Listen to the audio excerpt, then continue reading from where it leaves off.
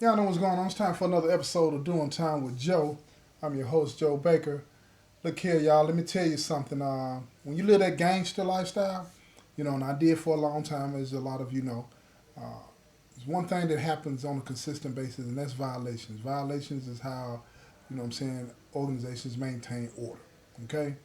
And a lot of times, the people that find themselves always on the wrong side of the rules when it comes to living the lifestyle. Yes, and I know some of you might be surprised that you got rules to this thing, right? Yeah, real structural rules. Certain things you can't do. You're not supposed to rob. You're not supposed to be extorting people. You're not supposed to be using addictive drugs. You're not supposed to engage in activities, what I'm saying, that could bring embarrassment to the organization. Different things like that, right? You're supposed to be familiar with the policies and things like that so that you know how to conduct yourself on the compound in the penitentiary. It's a whole lot of things, right, that you will be surprised that you have to know when you're part of an organization, especially against the disciples, okay? Now, but a lot of times, these guys, you got a lot of guys that are in the organization that always stay into something. And when they get into something, they don't ever want to take responsibility for what it is that they do.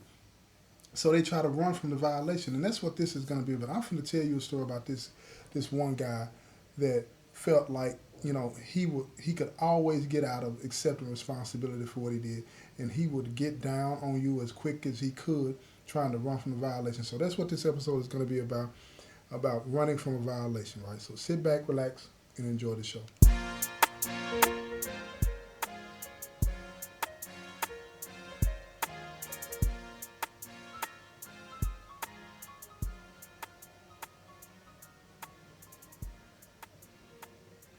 All right, check me out, y'all. Check me out. Now, this show is about, what I'm saying, trying to deter people from the lifestyle. I'm not trying to glorify it in any way, shape, or form. I'm not going to do that, right?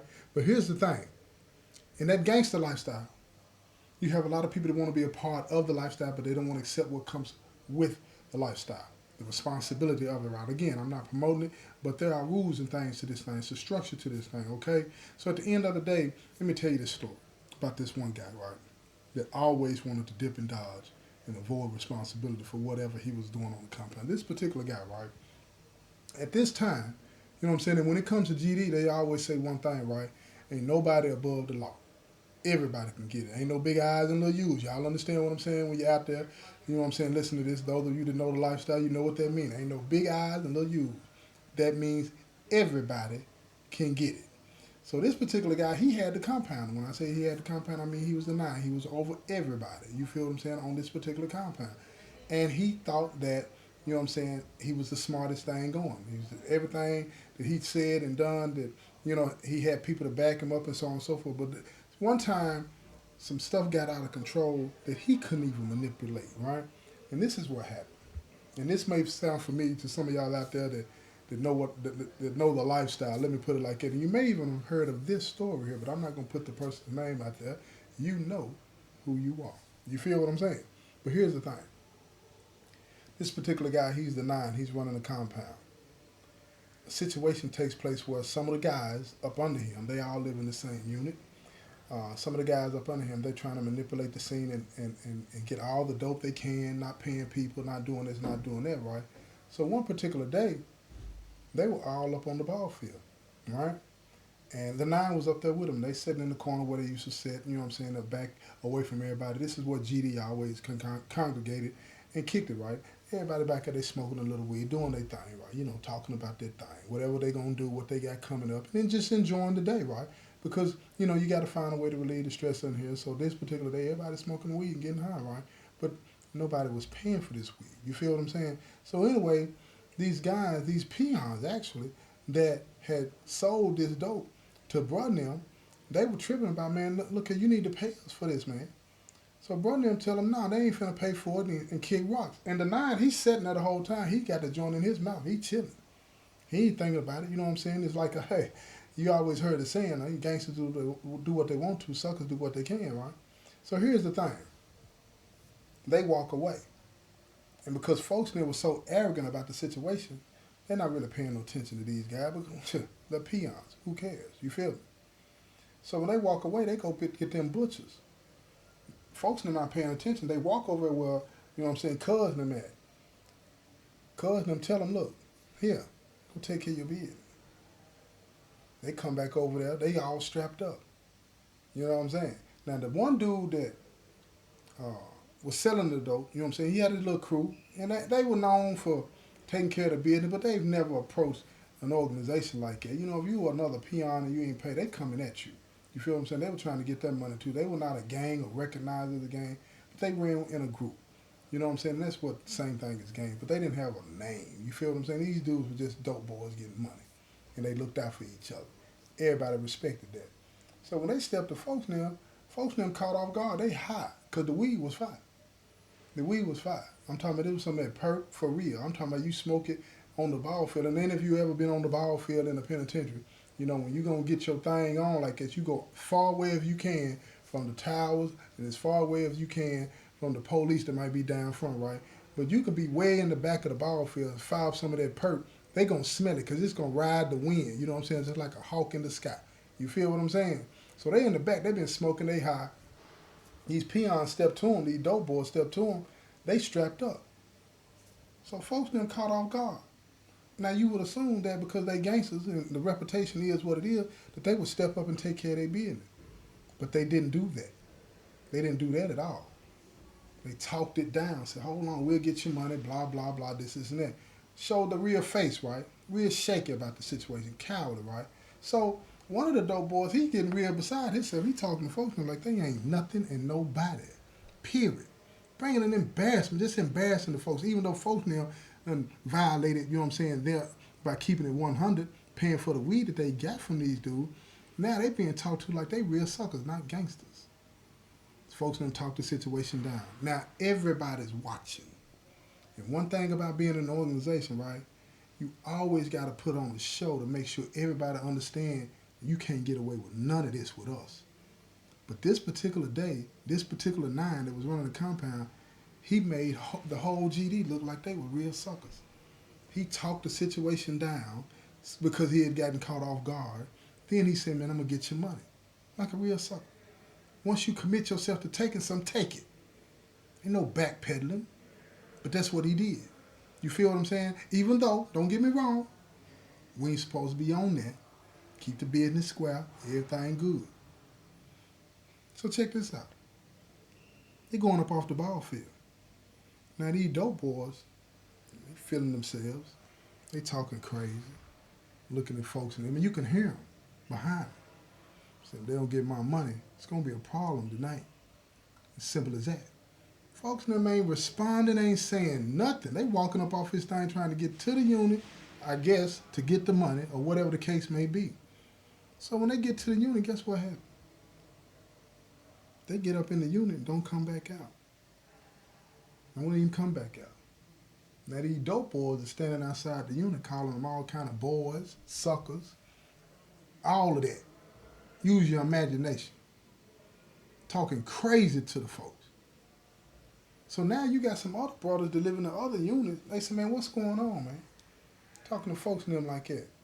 So now, because they had gotten away with it with one group of folks, they think they can get away with it another group. You feel what I'm saying? But these gangsters is cut from the kind of cloth that, look, man, watch your mouth. We ain't finna play with you. So they was like, look, man, your brother and them owe us some money, man. They need to come out here and pay us our money or it's going to be a problem. So folks them said, if you got a problem with my folks in that building, you got a problem with me. Let's get to it right now. You feel what I'm saying? So folks them come up with them things. The butchers, ready, ain't playing. So now the dope boys is looking like, wait a minute, we done stepped across the line too far because they ain't trying to hear that. Them dope boys didn't want no smoke. They ain't want no smoke. They ain't built like that. But because folks now that was up on the yard with them at first back down, now they feel like they can run over anybody that's GD. Not gonna happen. Not gonna happen. So here we go. Folks them tell them kick rocks. Now, here come folks them up out the unit. They been watching out the window, so they see what was going on. Cowards. Don't come out until the smoke is clear. So folks them say, man, what's going on? Give us the rundown. So the nine, listen to me, y'all. This the nine, he run the compound. So he telling them what the business was and all this and that, right? But he mixing it up. Something ain't sounding right. Because he's saying that they didn't come up off the ball field because they owed them money. They come up off the ball field because they had to go take care of some business. They didn't even know what was going on outside. So folks knew like, nah, that ain't what he said. So now there's some confusion in the air. And I'm going to tell you why bro did that. Because he knew if they knew what he did off with his head, he knew that. So he popping his whip and hoping that that's going to be enough. You know what I'm saying? But when you high off that perk, you can't see straight and you can't think straight. And he's thinking he's, you know what I'm saying, faster than the folks. So folks them said, well, all right, then we'll holler back. So they go their separate ways. They live in a different unit. So now they in the unit that they live in, and they talking about it. They said, wait a minute, man. Somebody lying. Either the peon line or folks lying. Now, you can't take the word of a peon over folks. That's just not going to happen. But let's do a thorough investigation to see what's really going on. So now folks now, they asking around. Now, remember when I said Cuz and them was up on the ball field? And Cuz and them was part of the problem because they handed these peons these pocket knives too, right? But they don't tell folks them that when they question them. So Cuz and them was like, yeah, they was up on the ball field, man. They told bro, man, they better get that money. It's going to be some problem, man. And they tucked tail like some real cows. They ain't represent GD to the fullest at all. So now here we go. Now folks and them saying, wait a minute. Even though Cuz and them, you know what I'm saying, on the outside, they peons to the folks, right? They ain't nothing, you know what I'm saying, as far as we can't take their word over, you know what I'm saying, the folks. But now they're thinking about it. So wait a minute. Even though Cuz and them didn't tell them that they handed them pocket knives to them peon, they're saying, wait a minute. What's going on? What is really going on? How is this being that folks and them lying to us about what's going on? The peons done said it was one thing. Now you got Cuz backing up what the peon them saying. Cuz them ain't got no dog in there, really. You know what I'm saying? They ain't really got no dog in, as far as everybody know at this point anyway. So now, folks and them, they go to number 2. And they tell the number 2 on the compound, look, man, we think the 9 lying, man. We think somebody lying about what happened on the ball field, man. It said folks and them got talked too crazy by the peons about some dope, you know what I'm saying, because they ain't paying their bills. Po-pay masters is what we call them. Po-pay master. You feel what I'm saying? Can't be a po-pay master, you know what I'm saying, and be the folks. Pay your bills. You feel what I'm saying? So here we go.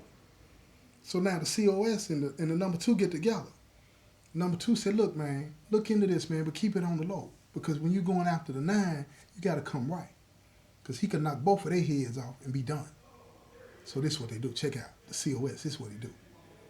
He go get one of the younger brothers that was also down there that got ran off the ball field by the peons, right? And he tell him, he said, look here, it's plea deal time. You need to tell me what went on that ball field, or you done. Now, he don't know no better. He spooked. Plus, he like, man, really, I was just smoking weed. He wasn't the one that didn't want to pay.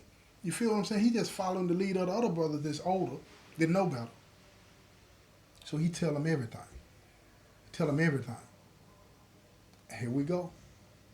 So now it's proof that the 9 is a po-pay master, bringing embarrassment on to the organization. You feel me? And he done lied to the folks in them about what happened. They got 3 charges on him. Every one of them off with your head charges. You understand? Every one of them. Because that's not tolerated. And he the 9 and he know better. So it's going to be really dangerous for him. So here we go. Check this out. COS go tell number 2. Number 2 make that call to the G of the state. Say, look, the 9 up here playing, the po-pay master not paying his bills, lying to the folks about what happened. And he didn't even stand up to these dope boys, man, when they bumped down on him talking about you better pay or it's going to be a problem. Let him talk to him. He let them boys talk to him like he was a real sucker. So the G of the state talked about it. This is what he said. He said, look here, you got your proof? He said, yeah, I got my proof. He said, man, off with his head then. Have his trial and see what he say. And present all the evidence. And that little brother that told you what the business was, tell him, you know what I'm saying, he walk away scot-free if he say that, you know what I'm saying, at the hearing. If he don't say that at the hearing, he get it too. You know what I'm saying? Make him put that on everything. When you say put that on everything, right, it's like putting that on Larry. You know what I'm saying? Larry, he the chairman. Putting that on Larry is a serious thing. That's almost like putting your hand on the Bible when it comes to gangsters. That's how they look at that. If you say, I put that on everything, I put that on Larry, it's just like being in court. Like I said, putting your hand on the Bible and swearing to tell the truth. It's that serious to gangsters. You understand what I'm saying when you say that? So they go back and they talk to the young brother. He said, man, he put that on Larry. Now here's the problem. When they go to the 9, guess what he say? Man, I put that on Larry, man. That ain't what happened. Ooh-wee. So now the number 2 got to decide, him and the COS got to decide, who do they want? Now keep in mind, when it comes to the organization, right, everybody's ambitious. Number 2 might want to be number 1. The only way he can be number 1 is what? Number 2 get knocked out. Number 1 get knocked off the bottom. Here we go. He tell the COS, write him up. Per the G of the state. So they wrote the 9 up. Wrote him up, man. Hit him up. So here we go now. They finna do him in, y'all. They finna do him in. But at the end of the day, when they get ready to do him in, they got to come right. They can't be playing with it.